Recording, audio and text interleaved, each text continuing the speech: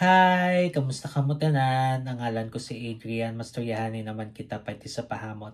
Ini nga pahamot nga luyag ko istorya sa inyo subong tawag siya Light Blue Sun for Om. Iyan ni siya ni Dolce and Gabbana. Panlalaki ni siya pero kung luyag mo siya suksokon, bahala ka pag gusto ka.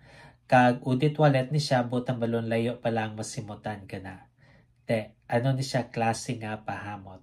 Bali, presko nga tropical nga citrus. Amo na siya konsimutan.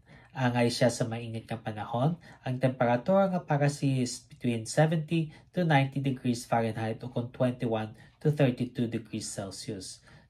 Ano ang iyang mga nota? For the top, we have ozonic notes, grapefruit, bergamot, kag ginger. Ang ozonic notes, amo nang gahatag simpag ka presko nga hamot. Tapos grapefruit, ang pait nga citrus. Tapos bergamot, ang mahamot nga citrus. Tapos ginger, luy nga gapakalam sa ilong.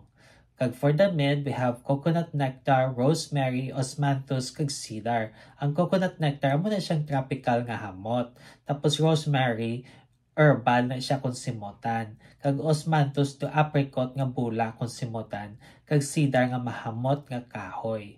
Kag for the base, we have white musk, vetiver, oak moss, kag vanilla. Ang white musk amo nang gadakop sa hamot para hindi magtudo-tudo lapta. Tapos vetiver, kuskus, hilamon kung simutan. Oak moss ng pagkakahoy man siya nga pait. Tapos vanilla nga komportable nga hamot. Kabay pa nga namian kamo sa nga pahamot. Kag kung may iba pa mga pahamot nga luyag istorya sa akon, ibilin lang sa comment section. Sa daso naman, bye-bye!